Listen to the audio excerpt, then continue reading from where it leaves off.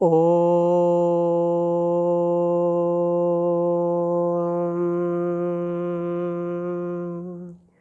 ओ विश्वानि देव सवितर्दुरितानि परासुव यद्भद्रं तन्न आसुव।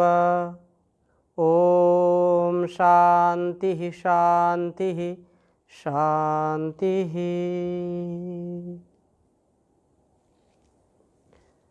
सभी को बहुत बहुत प्रणाम है, शुभकामनाएं हैं। पतंजलि विश्वविद्यालय में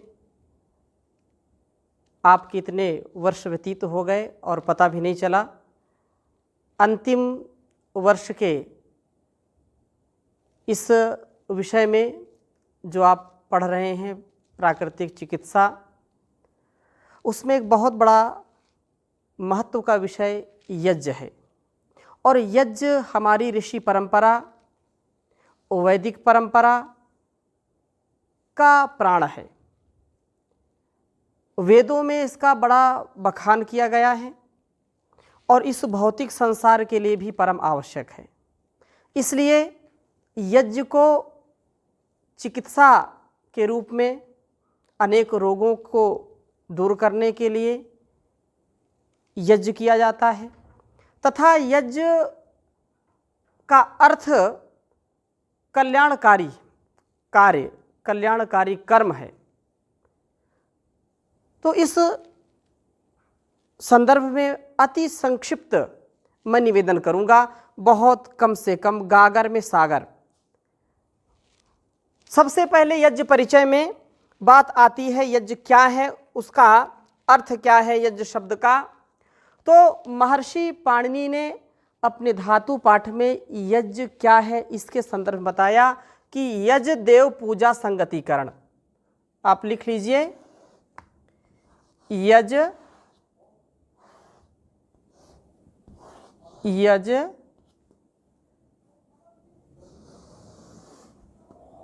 देव पूजा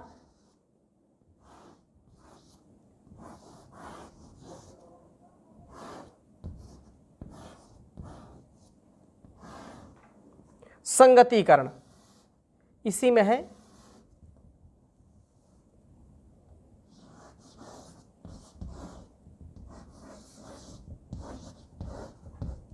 संगतिकरण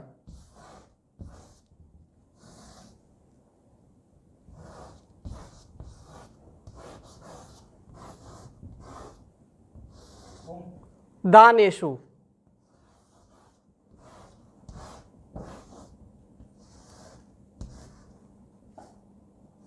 ये तीन अर्थ यज्ञ के होते हैं। ये सप्तमी विभक्ति यहाँ पर है। यज्ञ जो मूल धातु है, यज्ञ से फिर यज्ञ शब्द बनता है, जो यहाँ लिखा है मैंने, और इसके तीन अर्थ हैं। यज्ञ का पहला अर्थ है देव पूजा, दूसरा अर्थ है संगतिकरण और तीसरा अर्थ है दानेषु, अर्थात दान के अर्थ में। तीन अर्थ यज्ञ के बताए हैं। पहला देव पूजा। तो देव पूजा क्या है? देव पूजा का तात्पर्य ये है, जो हमारे लिए जो कुछ भी देते हैं वो देव कहलाते हैं। जो देवता, देवता कौन है? जो देने वाला है, और जो लेने वाला वो देवता कहलाता है। देवता दो प्रकार के हैं, एक जड़ देवता, एक चेतन देवता। जो मूर्तिमान, अमूर्तिमान, या प्रत्यक्ष या परोक्ष ऐसा भी कह सकते हैं, परंतु दो प्रकार के, एक चेतन और एक अचेतन देवता होते हैं। उनके लिए हम कुछ जो करते हैं, देवों की पूजा, अर्थात पूजा का मतलब क्या है? जो यथायोग सत्कार करना। देव पूजा का तात्पर्य क्या है? यथायोग सत्कार करना। देवता कितने हैं? देवता तो ऐसे असंख्य हैं, ऐसा बताते हैं। कोई जो है 72 करोड़ बताता है, कोई 33 करोड़ बताता है, अलग अलग। परंतु देव शब्द दो प्रकार से हम समझ सकते हैं, एक जड़ देवता, एक चेतन देवता। तो जो जड़ देवता में पृथ्वी, जल, आकाश, वायु आदि जो भी हमारे इन जो है अस्तित्व में हमारे शरीर पंच जो पंच महाभूत हैं ये जड़ देवता हैं, और माता पिता गुरु आचार्य ये हमारे चेतन देवता हैं। इनके लिए हम जो कुछ भी करते हैं, यथा योग व्यवहार करते हैं, वह पूजा कहलाती है। इसलिए आदर सत्कार करना, यथाशक्ति तन मन धन से इनकी सेवा करना, उचित आज्ञाओं का पालन करना, यह देव पूजा है।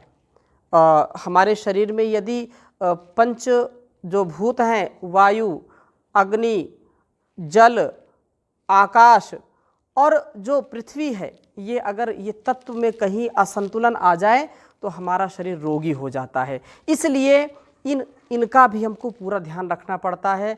अगर शरीर ठंडा पड़ जाए तो बड़ी समस्या खड़ी हो सकती हैं। और दूसरी बात, जो चेतन देवता हैं, चेतन देवता में माता पिता गुरु आचार्य हमको जन्म देते हैं, हमारे अंदर विद्या का आधान करते हैं, और ऐसी विद्या का आधान जो हमारे जीवन में हमको महान बनाता है, ऐसा हमको हमेशा याद रखना चाहिए। तो ये तो हो गई देव पूजा। संगतिकरण क्या है? संगतिकरण का तात्पर्य ये है अच्छे लोगों का संग करना, अर्थात अच्छे धार्मिक, बुद्धिमान, ज्ञानी, विज्ञानी, धीर, गंभीर लोगों की संगति में रहना, संग करना, मित्रता करना, उससे ऐसे संत महात्माओं के प्रवचनों को सुनना, ध्यानपूर्वक उनके बातों पर विचार करना और वेदानुकूल आचरण करना, जीवन में उनको उतारने का प्रयास करना, यह संगतिकरण है। बिना संगति के इस संसार में कोई परिवार चल नहीं सकता है। माता पिता और पति पत्नी, भाई भाई, बहन बहन, और जो भी गुरु शिष्य आदि की परंपरा है, वो क्या है? मैत्री की परंपरा है, मित्रता की परंपरा है। पति पत्नी के संबंध ही मैत्रीपूर्ण हो, यदि उनमें मैत्री नहीं होगी, उनमें संगतिकरण नहीं होगा तो परिवार चल नहीं सकता है। ऐसे ही माता पिता यदि बच्चों के साथ और आपस में मिलजुल करके नहीं रहेंगे, मैत्री भाव से नहीं रहेंगे, करुणा का भाव नहीं रखेंगे, परस्परता नहीं रखेंगे, तो वो परिवार नहीं चल सकता। इसलिए वो संगतिकरण कहलाता है। दूसरी बात, जो एक देव पूजा, दूसरा हो गया संगतिकरण, और तीसरा दान। जो दान है, दान का तात्पर्य यह है कि श्रद्धा, प्रेम और त्याग भाव से उपयोगी वस्तुओं को देना, धन धान्य आभूषण आदि वस्त्र आदि को सुपात्रों को देना, सेवा और समर्पण की भाव से उनको कुछ चीज़ जब हम दान करते हैं तो वह दान केवल जो सुपात्र होता है उसको ही देना चाहिए, जो उसका सदुपयोग कर सके, दुरुपयोग ना करे, या ऐसे कुपात्र को दान नहीं देना चाहिए। इसी को कहा कि वह दान यज्ञ कहलाता है। तो मैं इसका अर्थ बताते हुए पुनः इसको दोहराना चाहूँगा कि देव पूजा यह यज्ञ का अर्थ है। देव पूजा यही है। यज्ञ का अर्थ अर्थात अपने जीवित माता पिता की सेवा करना, उनका सत्कार करना, गुरुओं का सत्कार करना, तथा इस शरीर और इस वातावरण में इन 5 जो महाभूत हैं इनके संतुलन को बनाए रखना, इनके प्रति आदर का भाव रखना, ये देव पूजा कहलाता है। दूसरा संगतिकरण, परस्पर हम पूरे वसुधैव कुटुंबकम की जो भावना है, एक मकान जब हम बनाते हैं तो आपस में ईंटें मिली होती हैं, ईंटें अलग अलग नहीं होती हैं, उन मसालों से उनको जोड़ दिया जाता है। एक ईंट से पूरा मकान नहीं बन सकता, और पूरी ईंटें लगा दी जाएं लेकिन उनमें जोड़ का भाव नहीं है, सरिया, सीमेंट, मोरंग जो भी है, उन सब में जो है एक दूसरे के प्रति आकर्षण है, जो संगति है, मिल करके पूरा मकान बन जाता है। ये एक सूत बन करके वस्त्र बन जाता है, सूत मिल करके। ऐसे ये रेशेदार या जो भी, ये संगतिकरण का ही एक उदाहरण है। हजारों उदाहरण दिए जा सकते हैं। एक छोटी सी रस्सी आप देखते हैं, उसमें रेशे होते हैं, लेकिन एक रेशा पूरा जो है रस्सी का काम नहीं कर सकता है। एक रेशे से आप हाथी को नहीं बांध सकते, लेकिन वही रेशा जब संगतिकरण कर लेता है तो मोटा रस्सा बन जाता है, और वो मोटा रस्सा हाथी को भी बांध सकता है। ये संगतिकरण का प्रभाव है।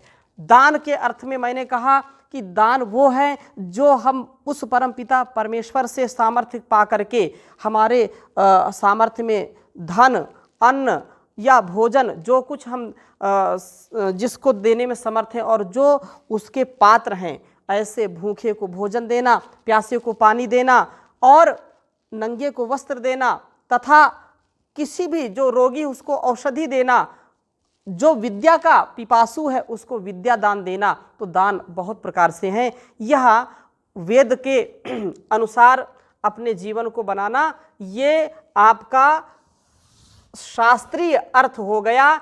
यज्ञ किसे कहते हैं, उसकी परिभाषा क्या है? तो देव पूजा संगतिकरण दानेशु, यह यज्ञ का अर्थ हो गया।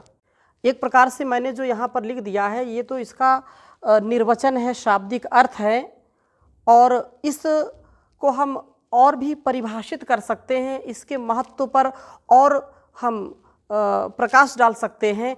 कुछ वेदों के संदर्भ आपके सामने मैं प्रस्तुत कर रहा हूँ, जिनको बहुत संक्षिप्त में वो हैं, और स्मरण करके आप पूरे जीवन भर उसका जो है उदाहरण दे सकते हैं। तो वेद के कुछ आपके समक्ष मैं पारिभाषित वाक्य प्रयोग कर रहा हूँ या इसके महत्व को प्रकट कर रहा हूँ। तो शतपथ ब्राह्मण में, तांड ब्राह्मण में, अथर्ववेद में, यजुर्वेद में, अनेक वेदों में जो चारों वेद हैं उनमें कुछ मैं आपके सामने रखता हूँ। ये बहुत ही प्रसिद्ध वाक्य हैं।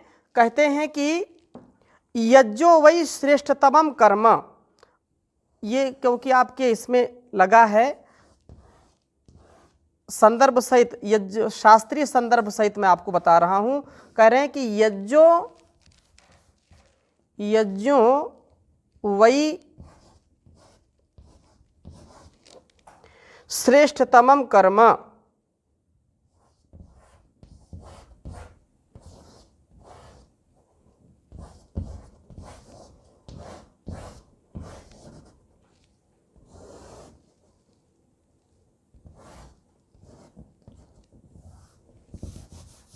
यज्ञो वै श्रेष्ठतमं कर्म, ये शतपथ ब्राह्मण एक ग्रंथ है, उसका वचन है।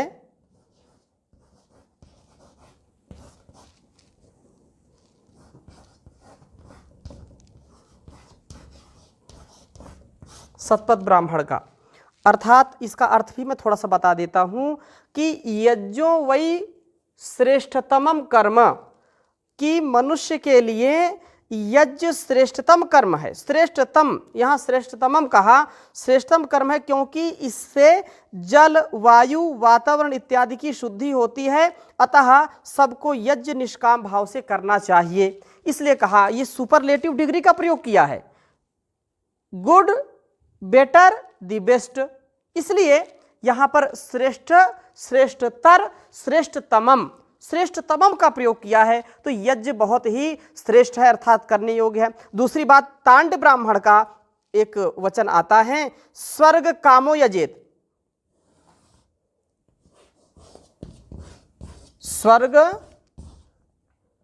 कामो यजेत।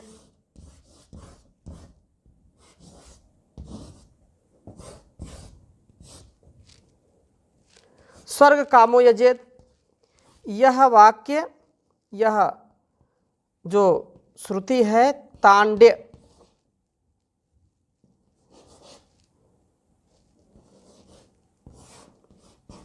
तांड्य ब्राह्मण का वाक्य है।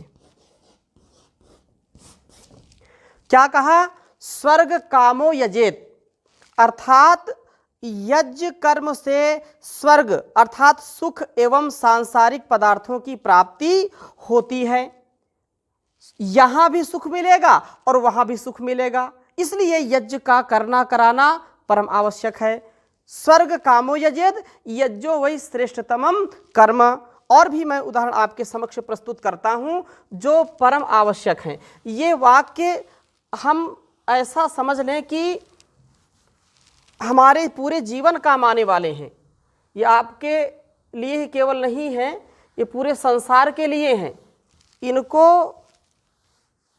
पढ़ करके, समझ करके जीवन में उतारने का प्रयास करना चाहिए। कहा कि इमं यज्ञम वितता विश्वकर्मणा, ये अथर्ववेद का वाक्य है।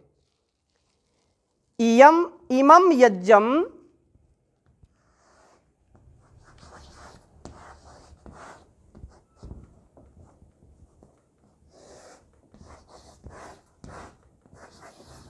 इमं यज्ञम वितता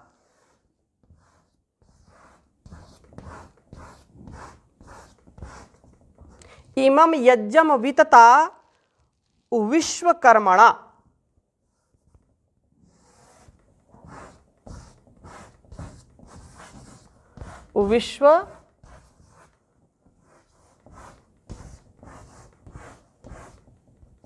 विश्वकर्मणा, यह अथर्ववेद का वाक्य है, श्रुति है। अथर्ववेद, इसका भाव क्या है? भाव ये है कि यज्ञ ईश्वरीय आशीर्वाद है, अर्थात यज्ञ ईश्वरीय देन है, क्योंकि इस पुनीत कर्म से हम सबका जीवन उन्नत होता है, सबका जीवन सुखमय होता है, कल्याणकारी होता है। इसलिए इमं यज्ञम विदता विश्वकर्मणा। और बहुत ही सुंदर अगला वाक्य है, और ये इससे हमको समझ में आएगा कि यज्ञ क्या है। यज्ञ के संदर्भ में उसका महत्व और उसको परिभाषित करते हुए ईश्वर हमको इसका महत्व बताते हुए कहते हैं कि अयम यज्ञो भुवनस्य नाभि। अयम यज्ञो भुवनस्य नाभि।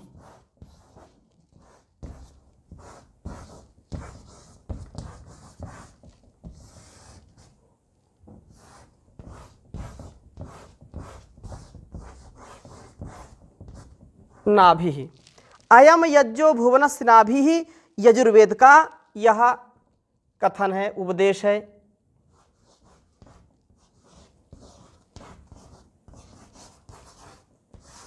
यजुर्वेद क्या कहा? अयम, यह यज्ञ, भुवनस्य नाभि, अर्थात यज्ञ जो ईश्वरीय विधान है, इस सारे संसार का, सारे ब्रह्मांड का वो केंद्र है, वो नाभि है, क्योंकि परमात्मा ही सब जीवों के कल्याणार्थ इस सृष्टि की उत्पत्ति की स्थिति और प्रलय करता है।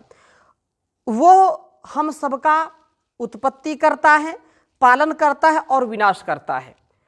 गॉड अर्थात G for generator, O for operator, D for destroyer, वह हमारे लिए शक्ति का संचार करता है और उस संचार से इस सारे संसार का भरण पोषण करता है और बाद में इसको प्रलय में भी ले जाता है। इसलिए ये जो कल्याणकारी कार्य चल रहा है सारे संसार में, सारी सृष्टि में, इस पूरे ब्रह्मांड में, उसमें मुख्य रूप से यह यज्ञ जो भुवनस्य नाभि उत्पत्ति का जो कारण है वो यज्ञ है। इसलिए उत्पत्ति, स्थिति और प्रलय करने वाला वह परमात्मा है। और यजुर्वेद में एक स्थान पर आता है यज्ञेन यज्ञम यज्जन्ता देवाः, कि इस संसार में जितने भी श्रेष्ठ कर्म है वे सब यज्ञ कहते हैं। ये बहुत सुंदर परिभाषा है, इसको हमेशा याद रखना चाहिए आपको। कहा यज्ञेन, इसको मैं मोटे अक्षरों से लिख देता हूं, यज्ञेन यज्ञम यजन्ता, यज्ञेन यज्ञम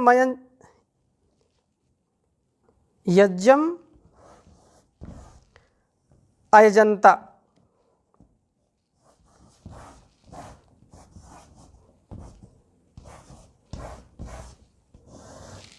यज्ञेन यज्ञम अयजन्त देवाः।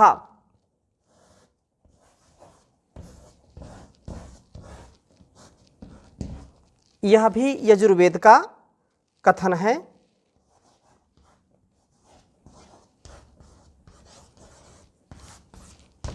भाव क्या है इसका? इसका भाव यह है कि संसार में जितने भी श्रेष्ठ कर्म हैं, यज्ञेन यज्ञम अयजन्ता देवाः, वो श्रेष्ठ कर्म वे सब यज्ञ कहते हैं जो देवों के लिए और देवों के द्वारा किए जाते हैं। संसार में जितने भी कल्याणकारी कर्म हैं श्रेष्ठ कर्म हैं वो सारे यज्ञ कहलाते हैं। इसलिए इस बात को हमको समझना चाहिए कि यज्ञ के द्वारा यजंतम देवा है, हमको देवो भूत्वा यज्ञे देवम, ऐसा भी आता है कि देवता बन करके हमको देवों का सत्कार करना चाहिए, उनकी पूजा करनी चाहिए। और इजानः स्वर्गम यन्ति लोकम, अथर्ववेद का एक वाक्य आता है, इजानः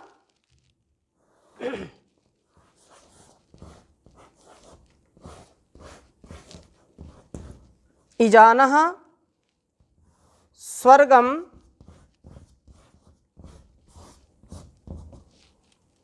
यन्ति लोकम,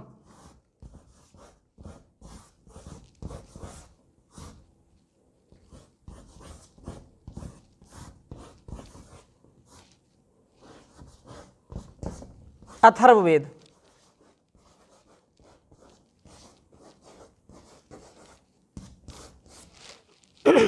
यहां कहा ईजानः स्वर्गम यन्ति लोकम, अर्थात याज्ञिक को यज्ञ द्वारा इस संसार में स्वर्गलोक, स्वर्गलोक क्या है, स्वर्ग नरक तो यही है। विडंबना यह है कि जिनको लोग बोलते हैं स्वर्ग कहाँ कहाँ है, जो स्वर्ग में गए आज तक वापस नहीं आए तो पता नहीं चला कैसा स्वर्ग है, और जो स्वर्ग जाने की तैयारी में उनको नहीं पता। तो हम ये बात समझें व्यवहारिक रूप में कि स्वर्ग नरक तो यही है, अर्थात हमारे लिए यह परम आवश्यक है कि स्वर्ग की कामना अर्थात सुख की कामना, भौतिक सुख की, आध्यात्मिक सुख की जो कामना पूरी होगी वो याज्ञिक की प्राप्त, उसको जो यज्ञ करने वाला उसको प्राप्त होती है। इस संसार में स्वर्गलोक सब सुखों की प्राप्ति यज्ञ से सभी की मनोकामनाएं पूरी होती हैं, अतः यज्ञ करने वाला सदा सुखी रहता है। और पंचम यज्ञम प्रणायत सखायः जुहुतो च प्रतिष्ठता, ये सब और भी अनेक यज्ञ के संदर्भ में बातें कही हैं। मेरा मानना है कि कई आपको शास्त्रीय उदाहरण भी मैंने दे दिए हैं, ये इतने पर्याप्त हैं। इदम कृण्वन्ता वेदिम, कहा कि वेदी अर्थात यज्ञशाला अग्निहोत्र हवन के लिए सदा जो है स्वच्छ सुंदर बनाए रखें, उसको खूब सजाएं। तो यज्ञ का बहुत ही महत्व है। ये मैंने आपके समक्ष यज्ञ के महत्व और उसके पारिभाषिक जो वाक्य हैं उनको मैंने रखा है, और भी इसका मैं और आगे बता रहा हूँ इसको। अगली बात मैं आपको बताने जा रहा हूँ कि जो पंच महायज्ञों का विधान हमारे शास्त्रों में और हमारे ऋषियों ने किया है वह परम आवश्यक है। यज्ञ तो जो हम अग्निहोत्र करते हैं उसको हम समझते ही। एक मैं बात यहाँ पर और बताना चाहूँगा, आपको शंका ना हो यदि कोई आपसे पूछे कि यज्ञ के कितने नाम हैं, तो कुछ नाम तो आपको ज़रूर आने चाहिए जो हमारे लोक में चलते हैं। जैसे एक तो यज्ञ तो होता ही है, यज्ञ को फिर एक बोलते हैं कि हवन, हवन बोल दिया, अग्निहोत्र बोल दिया,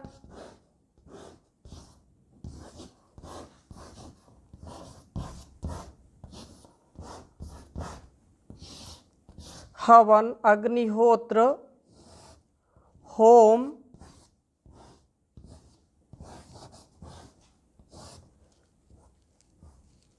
और कहीं ऐसा भी बोलते हैं होम, और एक शब्द प्रयोग करते हैं हवन, अग्निहोत्र, होम, और एक स्मरण नहीं आ रहा,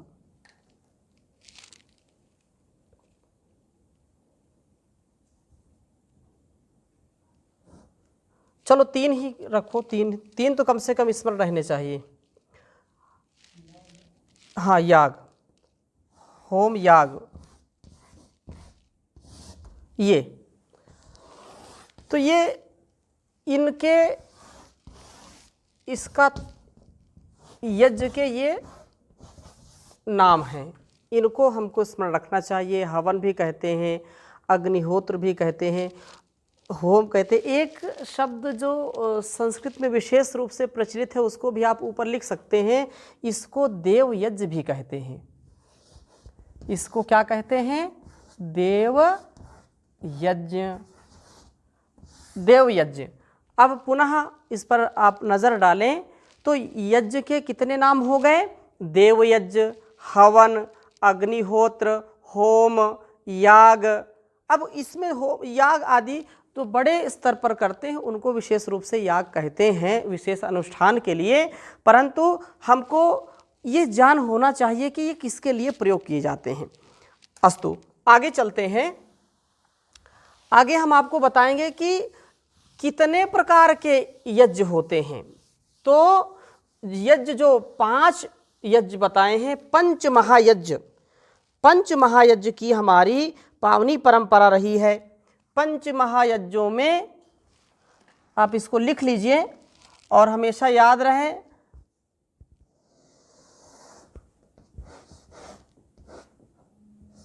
पंच महायज्ञ।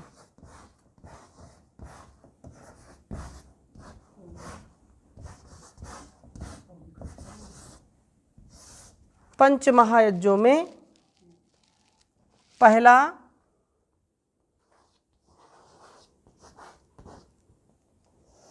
जिसको हम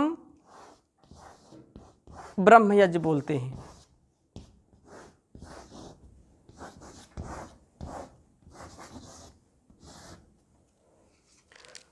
कोष्ठक में आप लिख सकते हैं संध्या, प्रभात में और सायंकाल करते हैं, सूर्य उदय से पहले और सूर्यास्त के बाद संध्या। दूसरा है ब्रह्मयज्ञ, फिर देवयज्ञ,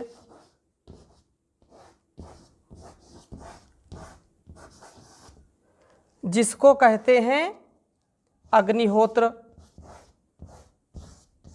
ऊपर जो मैंने पहले लिखा था।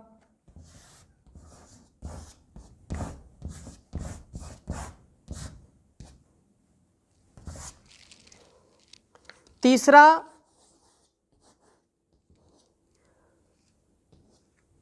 देवयज्ञ और पितृयज्ञ।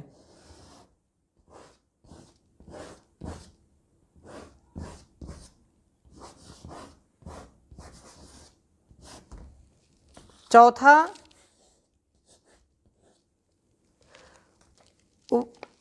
बलिवैश्वदेव यज्ञ।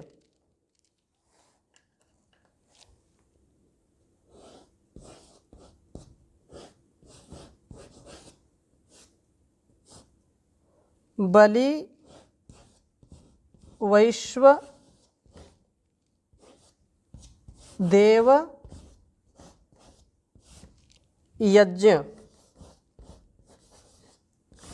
ये चौथा यज्ञ हो गया। पांचवा यज्ञ हो गया अतिथि यज्ञ।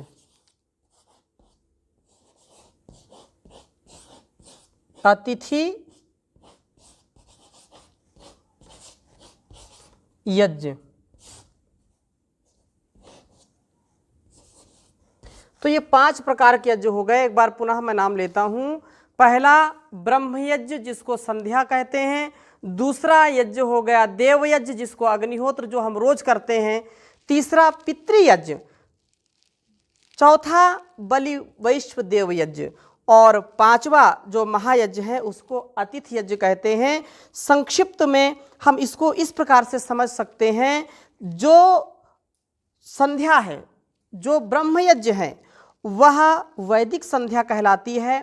जब हम ईश्वर का चिंतन करते हैं प्रभात में और सायंकाल ध्यानमग्न होकर के उसके गुण का और उसके महिमा का और अपने आप को दिव्य बनाने का जो साधना काल होता है प्रभात में और सायंकाल में, उस विधि को हम संध्या कहते हैं। और ग्रंथों का स्वाध्याय भी संध्या कहलाता है, ब्रह्मयज्ञ कहलाता है। पढ़ना, पढ़ाना, सुनना, सुनाना और आचरण में लाना, आत्मनिरीक्षण भी जो है ब्रह्मयज्ञ कहलाता है।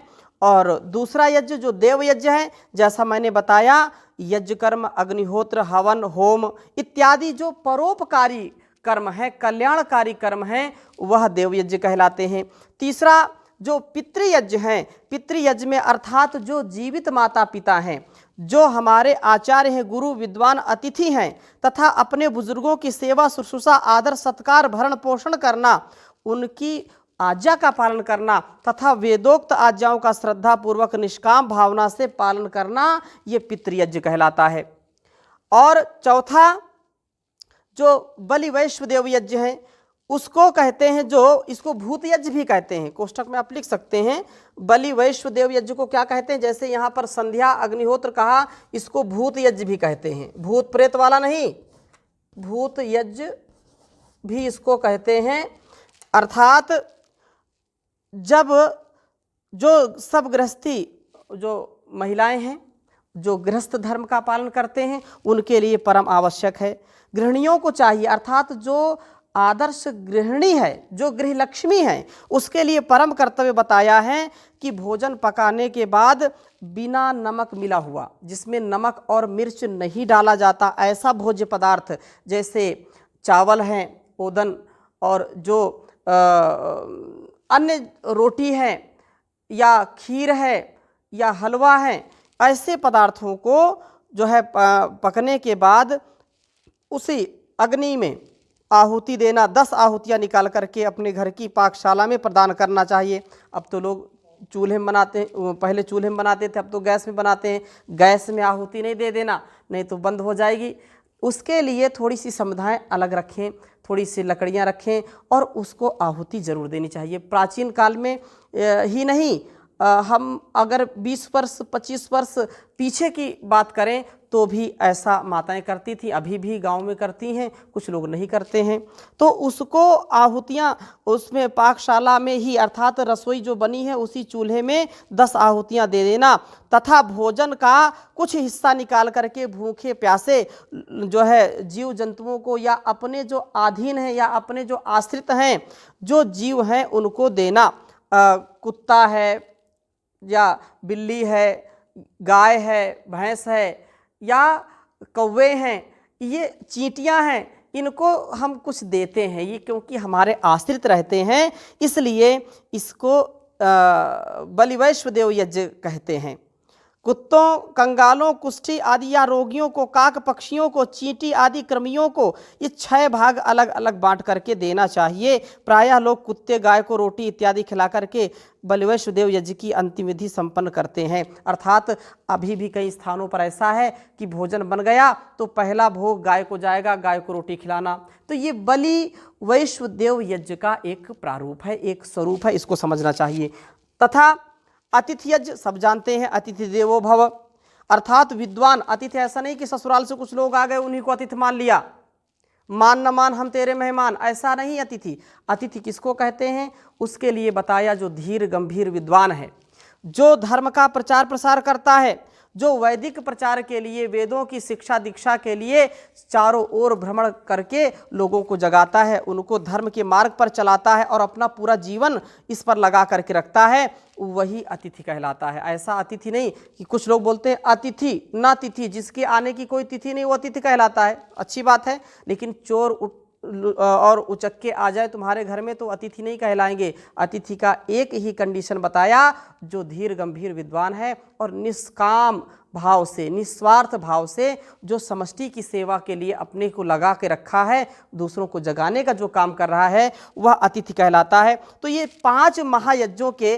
संदर्भ में मैंने चर्चा की है और मनुस्मृति में बहुत सुंदर बात कही है। एक श्लोक मैं इसके संदर्भ में आपको लिखाना चाहूँगा। 5 महायज्ञों के नाम एवं नामांतर, अर्थात ये साक्षात इसी नाम में मिलेंगे अथवा उनका कुछ नाम में अंतर आपको प्रतीत होगा, तो इसको भी लिख लीजिए प्रमाण के रूप में कि यदि 5 महायज्ञों का नाम, मैंने तो ऐसे स्पष्ट लिखा दिया है, लेकिन यदि कोई शास्त्रीय विधा से पूछना चाहता है, शास्त्रीय विधा से उत्तर देना चाहता है, श्लोक के साथ उत्तर देना चाहता है, तो महर्षि मनु का बहुत ही सुंदर श्लोक आपके समक्ष में प्रस्तुत कर रहा हूँ। मनुस्मृति के 3 अध्याय का यह श्लोक है, 46वां श्लोक है और इसमें कहा अध्यापनम ब्रह्म यज्ञ।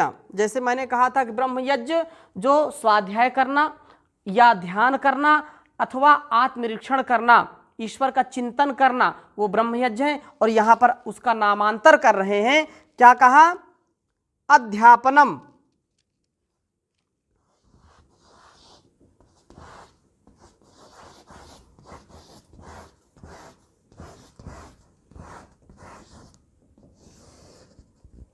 अध्यापनम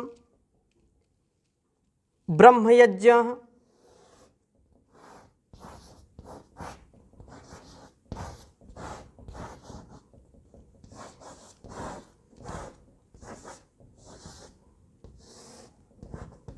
अध्यापनम ब्रह्मयज्ञम यज्ञ पितृयज्ञस्तु तर्पणम।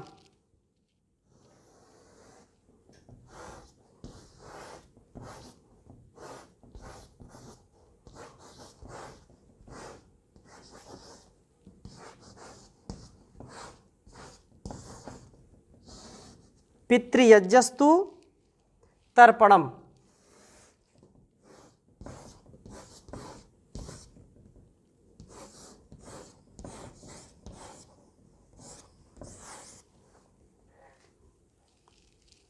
होमो दैवो बलिर्भूतौ।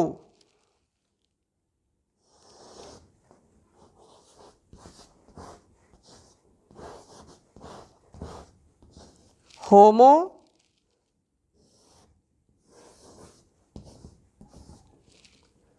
दैवो बलिर्भूतो।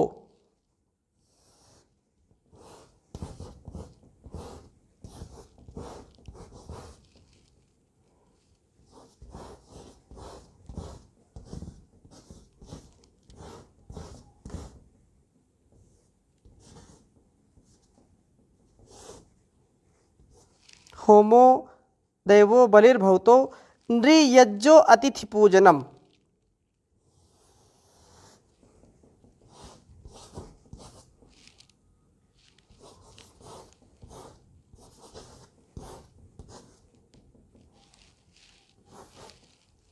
नृयज्ञो अतिथि पूजनम।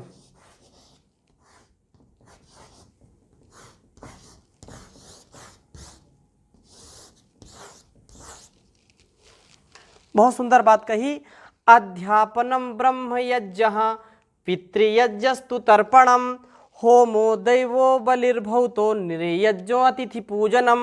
ये 5 प्रकार के महायज्ञों का नामकरण किया है।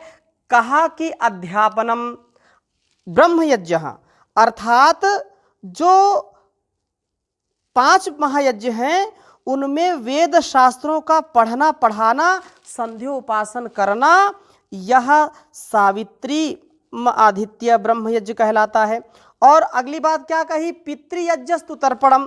पितृयज्ञ क्या है? माता पिता आदि की सेवा शुश्रूषा करना, भोजन आदि से तृप्ति करना पितृयज्ञ है। कुछ लोग तर्पण करते, श्राद्ध करते हैं। तर्पण का मतलब ये नहीं है कि मरे हुए माता पिता का तर्पण करो। अरे वो पता नहीं किस योनि में चले गए, किस जो है कौन पशु बन गया, कौन मनुष्य बन गया, कहाँ वो है पता नहीं। लेकिन जो माता पिता हमारे जीवित हैं उनको तृप्त करना, अपनी सेवा से, अपने अच्छे सच्चे आचरण से उनकी सेवा शुश्रूषा करना, उनको भोजन देना, उनको वस्त्र देना, उनकी आज्ञा का पालन करना और तृप्ति उनको हो हमारे अच्छे कर्म से, अच्छे स्वभाव से, वो तृप्त होने चाहिए। ये तर्पण कहलाता है। और श्राद्ध क्या है? श्रद्धा पूर्वक। ऐसा नहीं कि माता पिता के प्रति श्रद्धा नहीं है और आप बड़े बन गए और उसके बाद उनको कुछ भी बोल दिया या बोल दिया कि हम तो तुम्हारे ऊपर लाखों रुपए खर्च कर रहे हैं, तो श्रद्धा नहीं इसका मतलब। क्योंकि माता पिता हमारे जीवन को देने वाले हैं और हमारा जीवन अनमोल है, इसका कोई मोल नहीं है। तो उनको श्रद्धापूर्वक उनकी तृप्ति जिसमें हो ऐसा काम करना, ये तर्पण कहलाता है, पितृयज्ञ। होमो देवो बलिर्भूतो।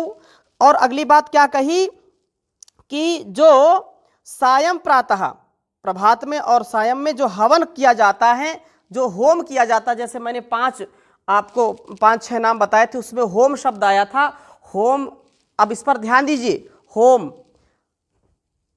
आई go to home, he goes to home. तो यहां पर होम क्या है? हाउस भी कह सकते हैं, लेकिन यहां पर होम शब्द आया है, इसलिए मैं आपको संकेत करना चाहता हूं कि होम क्या है। HOM और E, ये क्या है? होम। अर्थात कहने का आशय ये है कि वास्तव में वही घर घर है जहां पर प्रत्येक दिन होम होता है, वही होम है। नहीं तो हाउस हो जाएगा, tent house, farm house. House में लोग रहते नहीं हैं, हाउस में परिवार नहीं रहता है। परिवार कहाँ रहता है? होम में रहता है। इसलिए जिस घर में होम नहीं है, अर्थात जिस घर में यज्ञ नहीं होता है, वो होम कहलाने के योग्य नहीं है। हमको रोज होम करना चाहिए, तब जाकर के वो होम बनता है। नहीं तो हाउस है, और हाउस में फिर क्या होता है? झगड़े होते हैं, लड़ाई होते हैं, दंगे होते हैं, फसाद की जड़ है। तो होमो देवो बलिर, ये जो है होम करना, यज्ञ करना, तथा यह देव यज्ञ कहलाता है होम। और बलि देव दैवः सायं प्रातः, जो बलि भूता कीटों को, पक्षियों को, कुत्तों को, रोगियों को अपने भोजन जो पकाया है उससे बचा करके उनको देना, ये बलि वैश्वदेव यज्ञ कहलाता है। इसी प्रकार से नृयज्ञो अतिथि पूजनम, नृयज्ञ क्या है? अतिथियों की पूजा करना, अतिथियों को भोजन देना, सेवा सत्कार करना, यह नृयज्ञ अथवा अतिथि यज्ञ कहलाता है। तो मैंने बहुत ही संक्षिप्त में यहाँ तक चर्चा की। अब जो शेष विषय बचा है उसको अगली कक्षा में लूँगा। इसको सुन करके, समझ करके, केवल परीक्षा में लिखना नहीं है, इसको अपने आचरण में उतारना है। और अपने आचरण में उतारेंगे तो निश्चित रूप से आप सबका जीवन धन्य बनेगा, कल्याणकारी बनेगा। यही हमारी ईश्वर से कामना है, प्रार्थना है कि आप सदा ऐसे ही दिव्य भावों में, दिव्य कर्मों में और दिव्य सेवा में सदा निरत रहें। ओम शांति शांति शांति। ओम श्री गुरुभ्यो नमः।